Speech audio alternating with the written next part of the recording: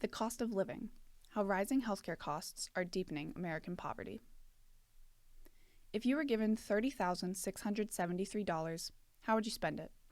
Many college-age Americans might use it to pay off student debt or invest in their future, perhaps buy a car. I, however, was not afforded the chance to decide where I would allocate this sum of money. It had to go towards a major reconstructive hip surgery that I could not afford on my own as a college student, in addition to the physical therapy, medications, and lifestyle aids I would need afterward. Luckily, I was covered by Medicaid, but how many Americans are not?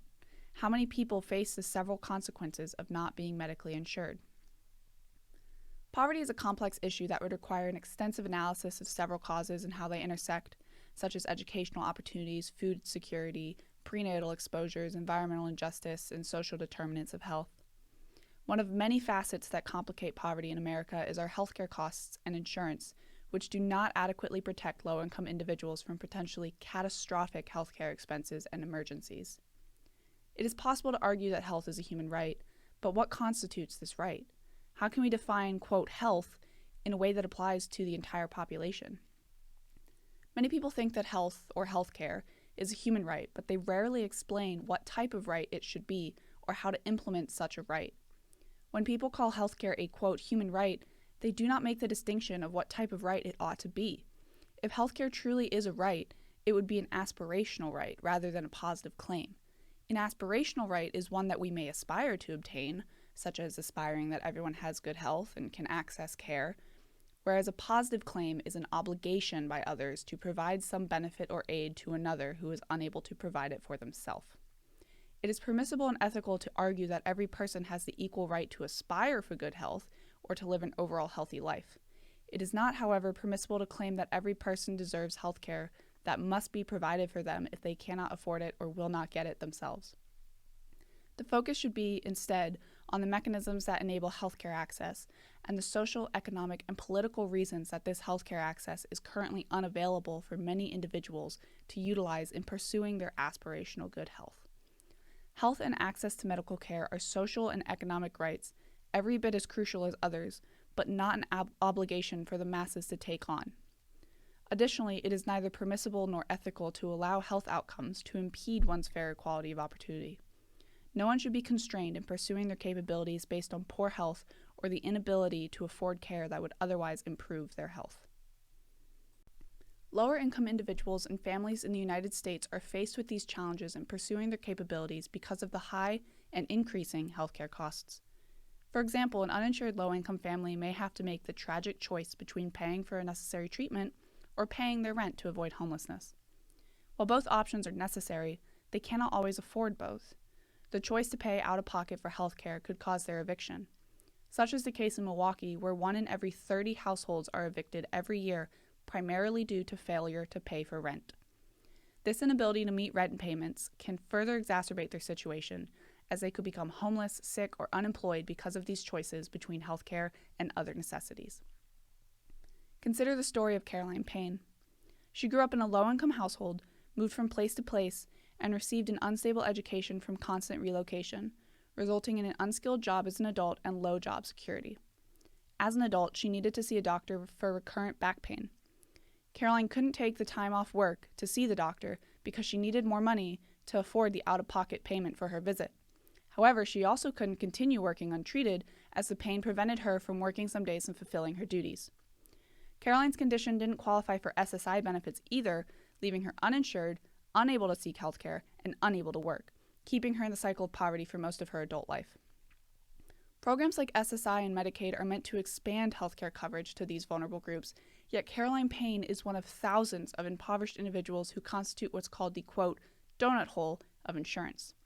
Their income is low enough to be considered impoverished, but their income is high enough that they do not qualify for government assistance programs like Medicaid. This leaves them unable to pay health insurance premiums, but unable to cover out-of-pocket expenses. Medicaid's inaccessibility to this group tragically impacts their opportunities as poor health, low income, and other social determinants of health intersect to diminish their health outcomes.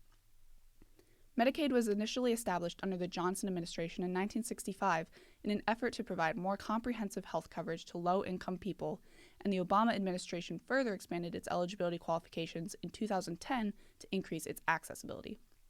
Medicaid coverage has been shown to increase utilization of healthcare services, resulting in better health outcomes due to increased diagnoses and treatment, as well as reduced financial strain among low-income families.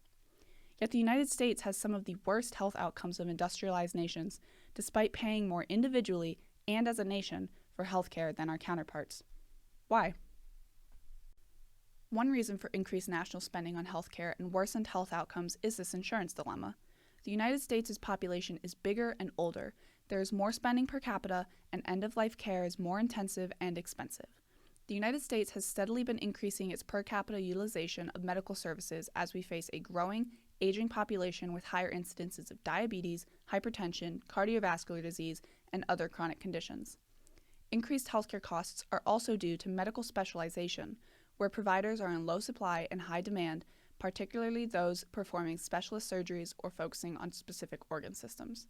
When there is no one else able to treat your specific condition, you have little bargaining power in its costs. The primary causes of increased healthcare costs, however, are the United States' and insurance providers' marketplace approach to medical services. Products are priced without constraint, and as of now cannot be tamped down by demand or government regulations. Advancements in medical technology can improve diagnostic treatment and extend life expectancies, but at what cost? Consider an MRI, commonly used to obtain cross-section images of the inside of patients' bodies. MRIs create magnetic fields and produce images based on the resulting radio waves emitted. While more readily available today, MRIs are priced anywhere from $200,000 to $1 million for the higher-end systems. Additionally, they require upwards of $5,000 a month just to maintain the magnets with liquid helium. Many people think that such diagnostic imaging machines are priced at set values and all achieve the same thing, but the costs to develop, manufacture, install, update, maintain, and operate imaging equipment are why it costs a patient anywhere from $400,000 to $12,000 per MRI, depending on its complexity. A similar machine, the CT scan, can range anywhere from $350,000 to $2 million, depending on its speed and software requirements. For example, CT scans for cardiac imaging require faster rotation times and special cardiac software suites that amount to over $100,000 extra per machine. All these costs, coupled with the fees for operating technicians and physician interpretations, are why medical diagnoses are so costly and why physicians are more likely to request images, even when not clinically indicated for, just to, quote, rule out anything. Simply put, hospitals and doctors' offices need to get a return on these investments. To meet the operation and maintenance costs, as well as annual fees imposed by the medical technology companies, providers charge hundreds or thousands of dollars per use and make sure to use it as often as possible. With insurance, the cost can be manageable. Without insurance, it can be debilitating. Maybe these costs wouldn't be so high if it weren't for insurance companies propping up healthcare costs. Insured patients are more inclined to get healthcare if their copay is low.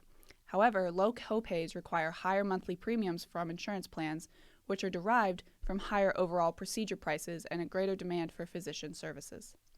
Increased healthcare utilization equates to increased costs, resulting in higher out-of-pocket costs for the uninsured and/or impoverished. Because of this, nearly half of Americans say they have delayed or skipped on medical care due to cost alone. Compared to our international counterparts, the United States' current insurance scheme seems haphazardly put together.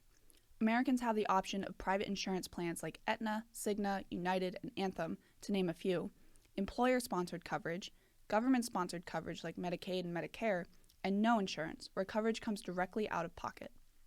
The American insurance network is further complicated by terms like HMO, POS, PPO, and HAS, which many may lack the resources or financial literacy to fully understand.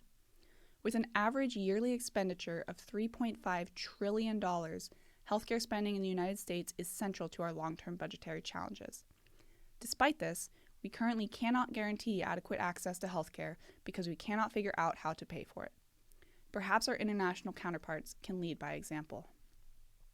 Denmark, Sweden, and Germany regularly occupy positions among the top 8, quote, healthiest countries in the world per the Legatum Institute Prosperity Index, based on factors including health outcomes, healthcare accessibility, and effective governance. Our neighbor Canada is close behind with a 2021 ranking of 15. What are they doing so successfully that we are not? Denmark has ranked number 1 since 2019 due to its national health insurance program, where the government automatically enrolls all citizens and permanent residents to receive free healthcare. Sweden uses a state-run healthcare system with fees similar to premiums, but once a member reaches their annual out-of-pocket maximum, they are exempt from copays for the remainder of the year. Germany's public GKV system determines costs based on annual income, while also offering a single-person private option that is more expensive but has more room for convenience. Canada offers a universal, publicly funded system that offers medically necessary hospital and physician services free at their point of use, while also providing coverage for targeted low-income groups. Canada also rations medical technology like MRIs and CT scans to prevent over-provisioning and allocate resources more effectively to reduce costs overall. It appears that these countries report better health outcomes in part due to their government's assistance with health insurance. The universalized healthcare approach still allows for privatized insurance, but it does well to protect and provide for marginalized groups like low-income families. While increased government intervention is unappealing to some, it is worth noting that its focus on essential care and investments in human capital have helped raise the country's overall quality of life and decrease health-related poverty. Americans may dislike the idea of public healthcare systems due to possible wait times, higher taxes, and potential inefficiencies, but I would argue that the potential good far outweighs any inconveniences like larger wait times for elective procedures. Inaccessible healthcare, due to the costs associated with the United States' current system, can eventually lead to future wage stagnation, unemployment, income inequality, widespread health inequity, and/or a social gradient of health. Poverty and the additional burden that high healthcare costs impose on low-income families can form a barrier between individuals and better health outcomes, educational attainment, and increases in employment or wages, all due to poor health. It is clear that the United States has the tools and the international examples available to remedy its high healthcare costs and failing system. So why do we continue using a system that does not adequately care for these low-income groups? Thank you.